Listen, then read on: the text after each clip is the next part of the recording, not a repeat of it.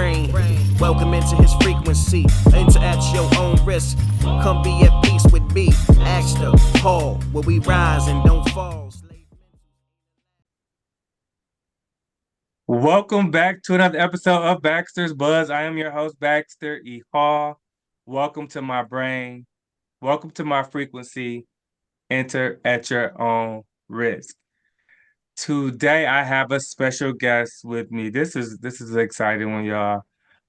She is a healthcare exec and professor. She is the author of How to Afford Everything. Dr. Darla Bishop. Welcome to Baxter's Buzz. Oh, thank you. I'm so happy to be with you today. It's going to be a good day. It's gonna be a good day for sure, for sure, for sure. So we were introduced recently. We the person that introduced us is we think both think very highly of. She was right. We connected right away, and I was like, okay, yes, we got to talk more. So some of the questions that I have for you, I saved them for the podcast because I'm like dying to know, but I didn't want to. I wanted it to be like a real Conversation. experience. Yeah, yeah. Yeah. So, um, this book, we talked a little bit about it, its origins, how to afford everything. Tell me about the name. What tell me where you got the name and why did you decide on how to afford everything? Yeah. So this book is, I've written lots of things because I'm an academic, right? So I have all types of publications out there, articles. I used to work in communications, so I have all types of work products in the health insurance industry out in the world. But this was my first foray in official writing personal finance. And when I was working with my editor, and as we were going through the process of writing and editing and fixing and putting the stories together, I was like, I'm waiting for the book to tell me its title, right? I'm waiting for the book to tell me its title. I'm waiting, I'm waiting. And it never came. And I was like, man, we got to give this book a strong title because I'm an independent author, right? I don't have the backing of one of the big publishing houses behind me. I'm making a name for myself as an author, as a leader, as an expert in money and in personal finance. So I was like, it's got to be bold. What promise am I making to people? And I was like, you know what? I'm going to teach people how to afford everything. Yeah, And yeah. so that's where the title came from. I'm going to teach people how to afford everything because who Yeah. doesn't want that? Hey, I cannot wait to read it because I don't know how to do that yet. So I'm really looking forward to it. But the origin story of sort of what led you to creating and writing the book initially, I mean, it's really interesting. Can you talk a bit about kind of where's your journey with like your journey and your relationship with money? Like how far back can you remember it starting? So part of it is once I became a teenager, I got the opportunity through DAPSET, through the Detroit Area Pre-College Engineering Program, shout out to them, to go to the University of Michigan for a summer program or a weekend program. Basically, I was on U of M's campus for several weeks. And at that time, my mom was actually in prison and I was living with her sister, my aunt. And we put together a little kit for me to take with some of those little boxes of tuna fish salad and the chicken Yeah. salad, because as part of the program, they gave us breakfast and dinner, but we were responsible for feeding ourselves at lunch. And so we packed Mm, up, a little kit with different things I could put into my little dorm fridge and in my little cart so that I could have lunch every day, since the program only covered breakfast and dinner. yeah. And I had this classmate who had special permission to drive his Range Rover to campus. Mm, And after a few days, he noticed I was eating the same thing for lunch. He was like, why are you eating those little tuna sandwich things for lunch? I was like, oh, well, this is what I'm having for lunch. He's like, I can take you to lunch. And in talking with him and interacting with him and just seeing the difference in our lives, I was like, okay, so that's real money. mm, And I don't have any. And that's okay. It's all right. I'm smart. I'm going to figure out how to come to this school, and that will help me make my way. And so mm, fast forward a few years, when I did become a student at the University of Michigan, my roommate, who I hadn't met before, was from out of state. And, my drop off experience was so different from hers. My cousin, who was the only person in the family who had a car good enough and stable enough that we knew would make it to Detroit, from Detroit to Ann Arbor and back, Yeah. but she had to work. So she was like, look, I'm gonna take you to school, but you got to be on the corner with your stuff at this time so I can drop you off and get back for work. No problem. I was on the corner with my 2 duffel bags and my tote and my rug and my microwave. So she drops me off and she's like, so proud of you, love you, gotta go. So she just gotta drops me off at the door. And when I go to my room, my roommate's there, her parents are there. They've rented a hotel, they've had a car all week. They took us to dinner. A couple days before classes were starting, they were like, "Oh, we're going to the bookstore." I was like, "Oh, sure, but I can't buy my books yet. I have a scholarship, so I can't buy them until after school classes start." And they're like, "Oh, we can't let you live without books. Like, we'll buy the books for you." And I was like, "Oh no, I cannot accept this. I just met you." At that Mm. time, I think the books were going to be $300 or $400. I can't accept that gift from strangers. Like, I really appreciate the generosity, but no. So when her parents finally left, I kept trying to ask her, so like, what do your parents do? And where do you live? And what's your community like? And she was a 17, 18-year-old just like me. So the answers I got were kind of whack. Um, but it turns out her parents were regular people, right? Yeah. They had regular jobs. They weren't a VP or a president or a CEO. They weren't star athletes. They weren't doctors or dentists. But her parents had enough means to write a check for tuition because I overheard them say, "Oh, we sent a check and it was too big because you got that last scholarship." They Mm. offered to buy my books. They were with us for the whole week. And I was like, okay, if regular people can figure out how to do all those things, I can figure it out too. So I started reading. Mm. And from that time when I was about 18 until up until I just finished another book last week, I have read more than 120 personal finance books. And what occurred to me about 30 or 35 books ago is like I could write my own book. And maybe if I put all those things that I've learned along the way from reading, from putting into practice, from coaching friends and families and coworkers, that maybe I could save people from reading 100. Maybe they only have to read 10. Yeah. They can figure out how money works and how to make it work for them and to feel Yeah. good about it, to feel good about money because money is fun. Yeah. But Yeah. people don't always have that relationship, right? Yeah. Yeah. I gotta go back to Big Cuz and her car, right? And clearly she's dependable. So dependable, she can't mess up her money. She doesn't have the ability to take that day off, let alone that week, right? And just say, look, I got you. I'm gonna take care of you, but these are the parameters. And I think we talk about culturally growing up, right? We may have a one or two folks that we know we think that they kind of handle their business, right? But we don't see them as often as we see some of the others because they're busy handling their business, right? So just just a quick like acknowledgement and like shout out to like the folks that are setting the right example, handling their business. And the other thought that I had was with the work ethic that she has with the knowledge that you've acquired, that's sometimes the missing key in a lot of the Black homes, right? It's just we willing to work, get up every day, but we may just not understand how to save or invest or whatever that may look like, right? And so just that sort of knowledge, like that dinner table talk that some families are privy to, these conversations just in the midst of a day. We may not have grown up that way. And so shout out to all the big cousins out there that's like making sure the little cuz is good. And shout out to everybody just really doing their best. But you talked about giving your advice to like friends and coworkers and that whole thing. What sort of information what conversations were you having the most with people, or are you still having the most with people when it comes to like finances?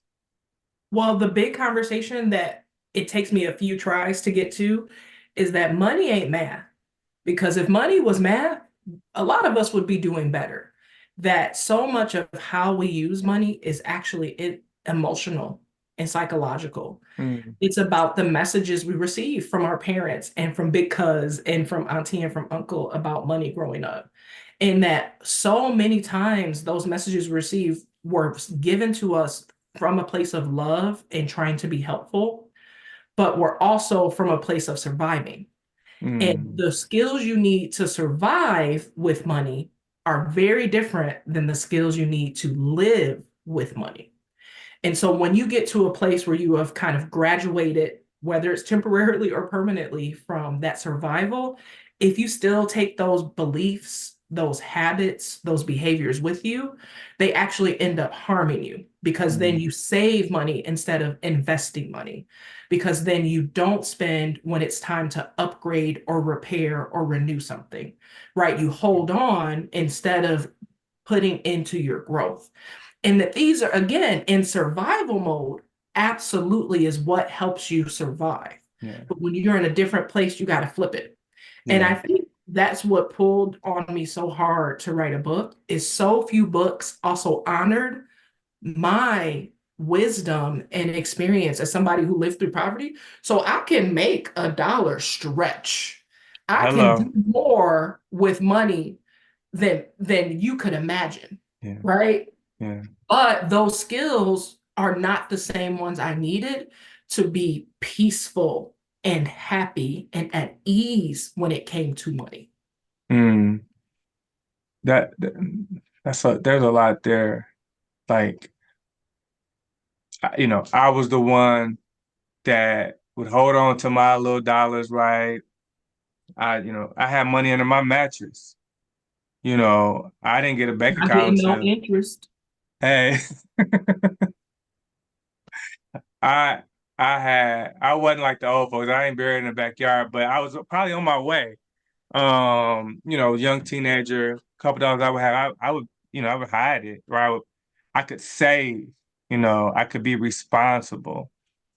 But like you said, there's a real foundation there. If someone could have said, "Hey, Baxter, like, I know that you have these couple of dollars that you're saving. Have you thought about this? Have you thought like um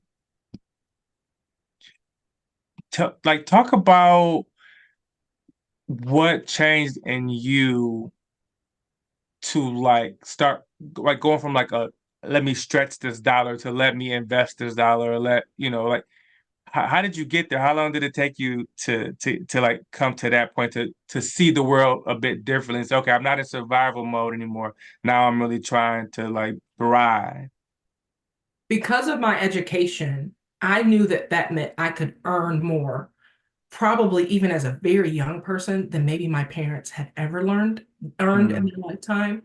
And so I was like, okay, but my $50,000 paycheck as a fairly new graduate from my master's degree, it wasn't just mine. Like I had my mama on the payroll, I had my siblings on the payroll, but those were intentional and important choices for me, right? Like I needed to give back to the family. I needed to support the family. I needed to be the person I wish had been there for me, but wasn't, and that's Yeah. okay. Yeah. And so what that meant is that I had to figure out how to make sure that, say, my $50,000 salary could cover my bills today. So my past obligations, and by past obligations, I mean the things that I wanted to do for and with my family, right? But then also future, because I knew how debt worked, right? Like that part of the reason many of us have debt is because we needed something and we didn't have the funds. So we used debt to close the gap. Mm. And so that means that if I wanted to reduce or eliminate my debt, I needed to put some money away for future me so that if an emergency came up, if a car tire blew, that I wouldn't have to swipe that credit card, that I wouldn't have to go into debt to solve the problem. And so I sat down and did the math, because the number one tip I give to people when they're like, well, how do I afford everything? Because people, once I wrote the book, they were like, well, since you know, how do I Right, afford? right. And the number one thing is people don't even know where their money is. They don't know how much Mm. they're spending. They don't know what they're spending it on. They don't know how much is going out, how much is coming in. Like it's just kind of like, yeah, it flows and it's mostly okay and it works out. But if I could tell you dollar for dollar what subscriptions I have, I can tell you dollar for dollar what money I'm expecting next week and 2 weeks from now, right? Like I know my numbers and I also know my calendar. So I know that 3 people got birthdays next month. So that means that if I'm going to give them birthday parties or we're going to dinner or I'm going to send them a card or I'm going to send them some money, that has to be in my budget. That I Mm. can't just do it and then deal with the consequences after because that's not how that works here. Mm. And so I think what flipped for me is I literally sat down and said, okay, how much does it cost me to live the life I'm living today? And there are some changes I'd like to make. Like I think at that time, I wanted to be able to get my hair done more often. Something simple, right? I wanted to make sure I could send my mom a certain amount of money every month and it not mess with my goals. So then I added that in. Mm. And I also wanted to make sure I was contributing to retirement because I knew what that meant for me later. And so I was Mm. like, okay, so this is how much I make now. This is how much I need to make to live that life I just wrote down on a piece of paper. And it turned out it was just like a $400 a month gap. I was like, sounds like I'm going to go close that $400 a month gap. So I picked up an extra job that I made sure I could make at least $125 a week so that I could make that $400 to close that gap. Because what my life cost me the day I did the math and what the life I was trying to live cost me was a $400 difference. I was like, Mm. great, I'm gonna close that $400 gap and go get some extra money. Yeah, wow. I'm so I'm listening to you and it all makes sense, but I don't think that my question is being answered. Okay, let me listen more deeply. How did you get to this point where you had all this wisdom, where you understood that, recognized it, but then sort of executed it? Like, what was there a turning point? Mm, okay. Yeah, so I told you about my roommate, right? Mm-hmm. So part of it is as I was trying to figure out why her regular parents, and these again were regular people if you ever saw them, could do what they were doing. And as I tried to ask her, she couldn't explain it to me at all. Because she was 17, 18, just like I was. So I didn't know why I was poor, and she didn't know why she wasn't. Mm. But the fact that we were literally living in the same dorm room, that I was as smart, possibly smarter than her, because we were at the same university at the same time in similar classes. I was like, if her parents raised her to get here and my parents raised me to get here, I can figure out how to get across the street. I think Mm. what it was is seeing that somebody who was not all that different from me had a Mm. completely different lifestyle. I was like, I'm gonna figure it out. So that's why I started reading. It Yeah. felt possible. I just didn't know who to ask. So I asked books. Mm. Mm. Because LeVar Burton, what did he used to say on Reading Rainbow? Look in a book. Look in a That stuck book. with me Yeah. as a kid. I Yeah. was a library Yeah. kid. When you're poor, you Yeah. spend a lot of time in the library because it's a Yeah. free activity. Yeah. Yeah. That no, that makes sense because you are cognizant enough. You see it. You're like, this person, like you said, regular in the most respectful way. Yes. What you're saying is they didn't come in some Rolls Royces or helicopter to the campus. They were just regular folks, right? And so you say, okay, just theoretically, I'm close to this. I'm physically close to this. And so how close could am I, sort of if I execute in a certain way? No, that makes absolute sense because it was exposure and almost in a I think there's something to be said for like seeing cool stuff and being exposed to stuff that you've never seen before. I think that's amazing and like really important to young people and older people.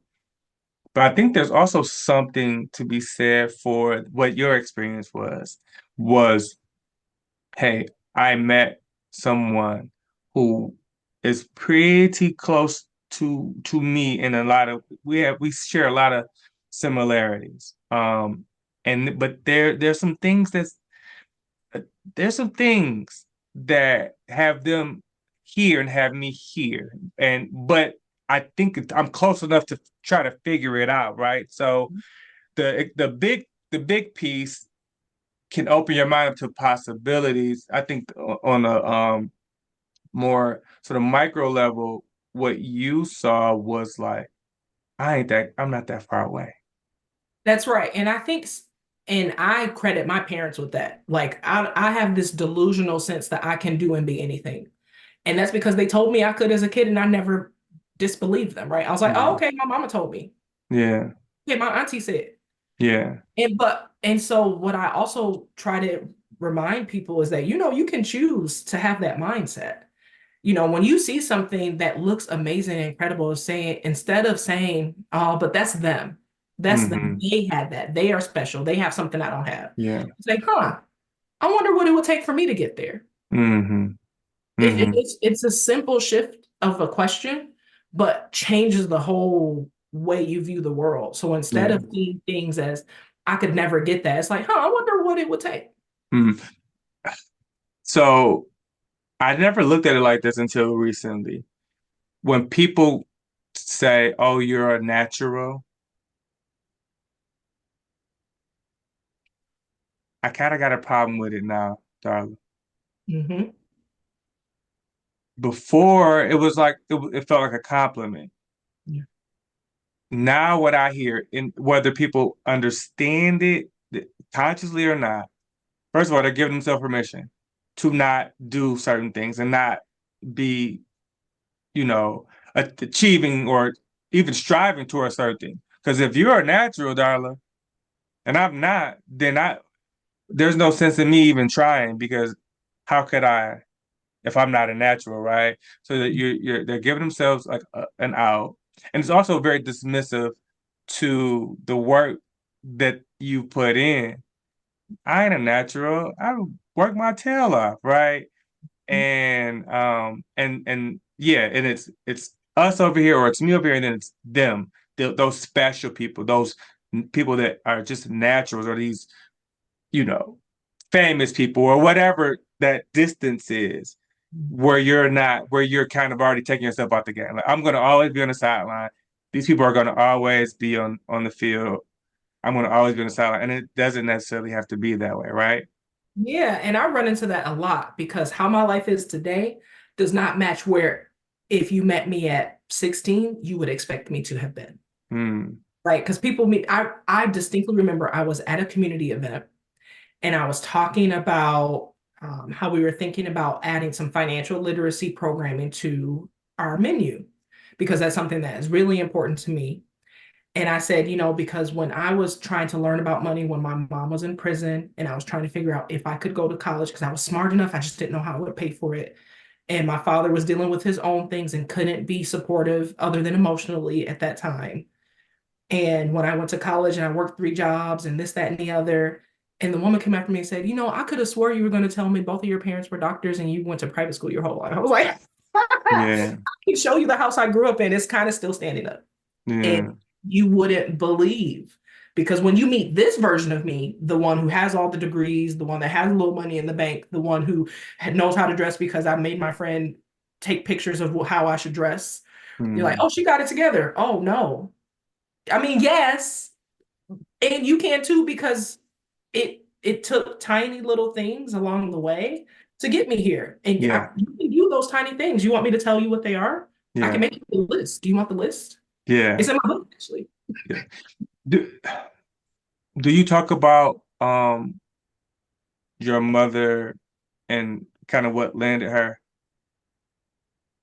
in jail and prison in the book, or Not really, but I talk about it sometimes when I visit podcasts. And part of it is I believe it was our lack of money, that we lived mm, in a neighborhood that wasn't that great. There was a situation where she pulled out a weapon. And if we had money, we might not have lived in that neighborhood in the first place. We might have had better neighbors. We might have had the ability to get better legal representation, sure. right? And so for me, when I was thinking about what money was and wasn't, it was money that kept me from things that made my life easier. Mm, And so if I could get more of it, and if I could figure out how to really use it to improve not only my life, but the life of the people around me, great. yeah. And I am careful to talk about my mom because I don't want that to be the only thing people know about her. Because it's Sure. so funny. It was a small time in her life that, of course, had a big impact on all of us. But my mom is beautiful and is Yeah. doing awesome. Yeah. And like, if you, again, same thing, you meet her today, you would never know that part of her story unless she Yeah. told you, Yeah. Yeah. right? Yeah. Well, desperation bring out some interesting things in people, right? So you talk about the neighbors that you had and forcing your mom to make a choice. Sounds like the safety of herself and maybe the rest of her family, right? And it boils down to people trying to figure out how to. So I'm like obsessed with like Animal Planet, or I don't even know if that's a thing anymore, but like Netflix has all the animal shows now. But there was one that I think about very, very often.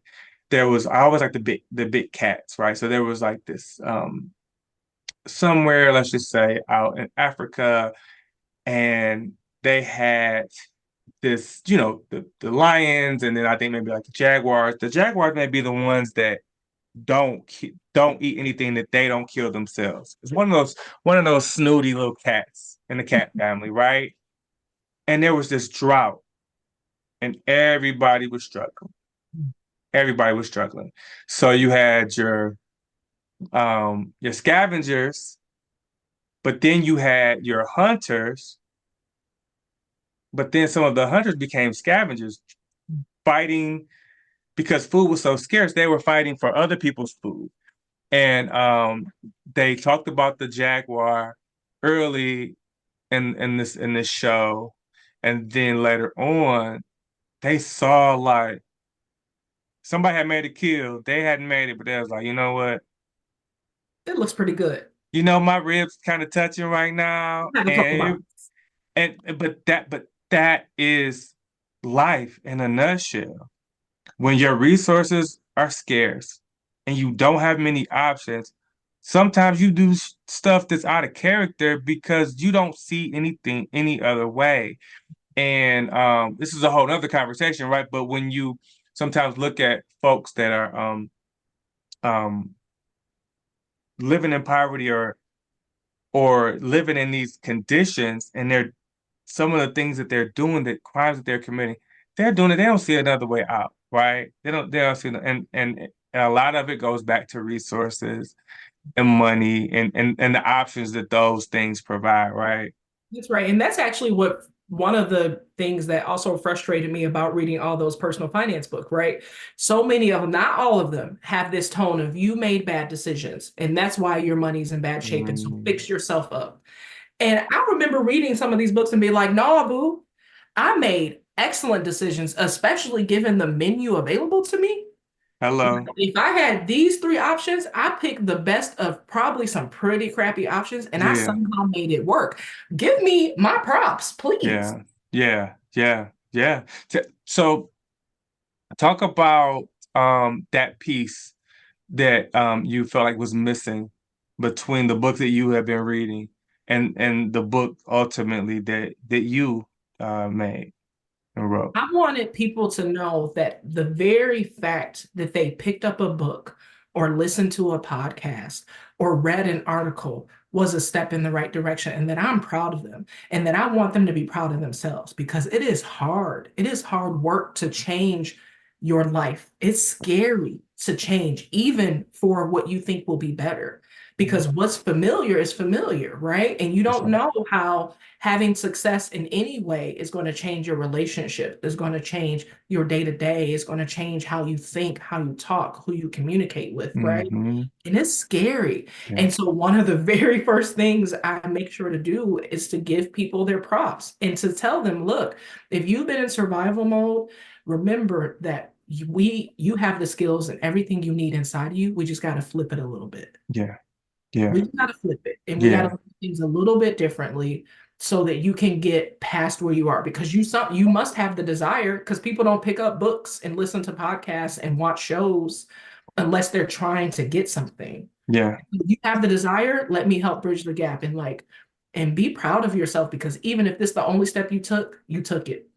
And it's That's a lot right. of And yeah, and your adjustments may be small and you may not even realize, right, that man, if I only do these couple things differently, right, it could put me in a much better position. Um, April is financial literacy month, right? yes. For a financial educator, it's like Christmas time. I mean, look, I got my birthday's in April. Both of my kids' birthdays are in April. I'll be needing some financial literacy in April. Uh, so talk about like do you have any tips for people Yes. or anything that you would want to just like leave people with? Yes. And so if money is a thing that's causing you any type of strife or struggle, there are a couple easy things you could do this week that might get you to a better place. The All first right. thing is I would tell you to do is look at your calendar. People forget this part of it. Like, it's the middle of April right now. We have a couple of holidays coming up, right? We've got Memorial Day, we've got Juneteenth, and we've got 4th of July. Are you having barbecues on those days? Make sure you put some money aside. Are you Mm, going on any trips? Make sure you put some money aside. If somebody's inviting you to do something around those holidays or just because it's summer, like, okay, figure out how much it costs and make sure you have a plan for it. And that's mm, something that anybody can do. yeah, for Anybody sure. can do, right? The other piece is look at your money. How much do you have in your accounts? Do you have any subscriptions that you're not using anymore? Do you have any memberships that aren't serving you right now that you really used to use, but your life has changed, your interests have changed? Get them people out your bank account. Cancel the subscription. You can always go back if you have a need for it, but like save a couple months of those dollars, and even if it's just 5 or $15, it might give you just enough room for that birthday present or to bring something to the barbecue. Yeah, yeah. The third thing, and this one is a little bit harder. So take a deep breath as you listen to this. I, I want you to look and see what decisions you've made that maybe you could have made a different decision. mm, Like when you look at your bank accounts, because I want you to look at your bank accounts. The cool thing about April is this is the perfect time. You've just done your taxes. You've got 1/4 of the year, 3 months. So just scroll on your phone through your app and be like, where did you spend money that maybe you could have done differently? mm, And it's not about feeling bad about yourself or being like, I should have. No, we don't should on ourselves here, because shooting on yourself doesn't sound fun, right? But you can be like, okay, cool. So next time that comes up, I'm going to do it differently. So we just say, cool, I did that. That wasn't the best. Here's what I will do differently next time. because sometimes we do it and it's in the past and we haven't forced ourselves to look back at it, right? So the next time that we are faced with it, we may do it again. But if we look back on it, we may have a little pause, right? And you go, man, I just remember how that's put me in a bind. I was just reflecting on this, right? And maybe your behaviors will start to change slightly. I like that one. Um, those are really good. Um, Also, May 8th, there is a conference put on by the National Association for African Americans in HR. We call it NAAA HR, the Michigan chapter. There's a When Women Lead conference on May 8th, right? That's right. And there are a couple of presenters and speakers, and Dr. Darla is one of those speakers. Talk about that a bit and sort of what will you be presenting on May 8th? So you don't even know how excited I am to do this conference. One thing that we didn't have time to talk about is I'm a military spouse. And what that means is that every 2 to 3 years, the Army gives me the opportunity. You see, I've had some therapy about this, gives me the opportunity to reinvent myself and figure out what my career is going to look like. But, for better or worse, what that has allowed me to do is it's forced me to really drill down to what matters to me at work. And so that when I'm out on the job market looking for a new gig, looking for a new assignment, looking for a new paycheck, that I can bring that to the search. And it has shifted how I look for jobs, how I interview for jobs, how I negotiate my pay, and how I get what I need for this stage in my life. And so I'm super excited to talk about that framework as part of my session because managing your career and or your business, if you're an entrepreneur, you might figure out that if you look at your values, you're doing some things that are out of alignment. So let's get them in alignment and it'll be amazing how things flow more easily. Yeah.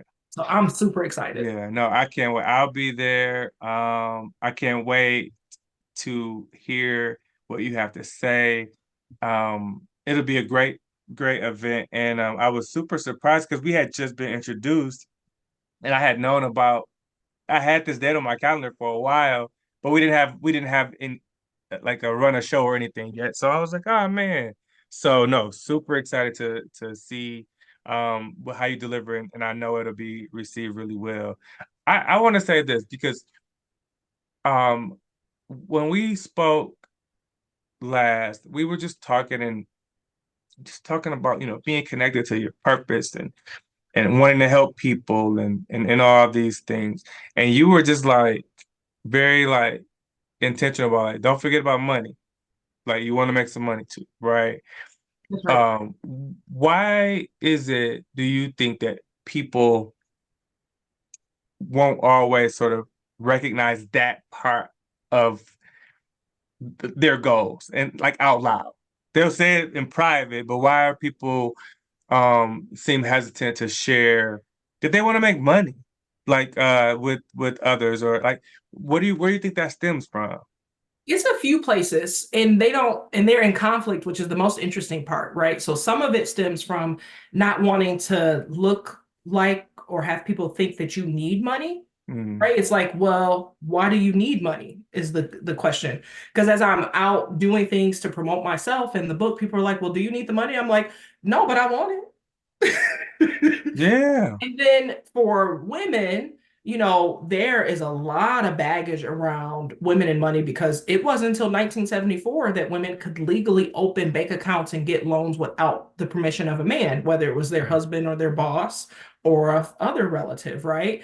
And so we are still babies in terms of being in charge of our full financial life. Sure. It's just a generation and a half that has had this. So we are still figuring it out. But also, many of us are also heads of households. So we got to both figure it out and do it at the same time, right? Hmm.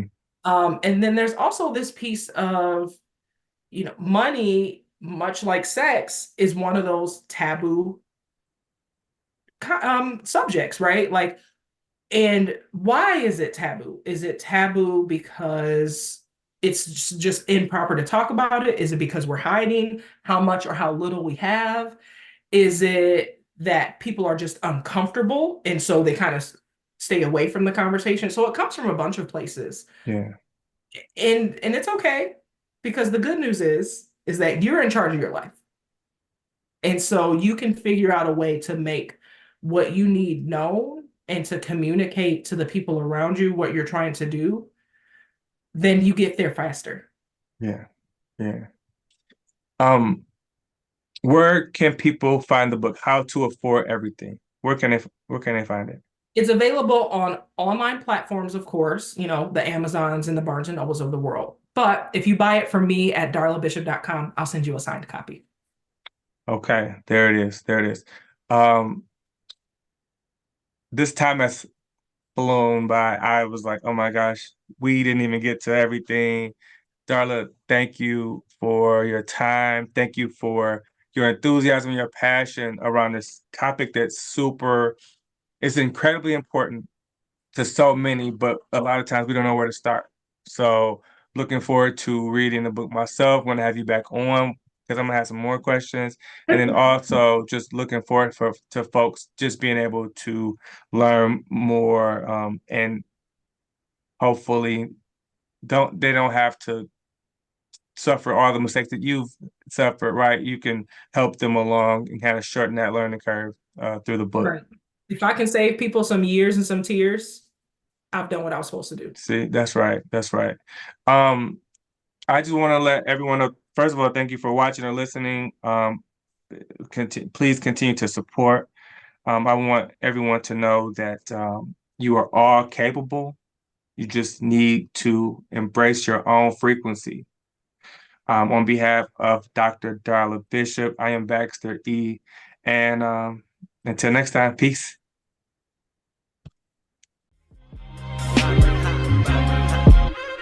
Welcome into his brain. Welcome into his frequency. Enter at your own risk. Come be at peace with me.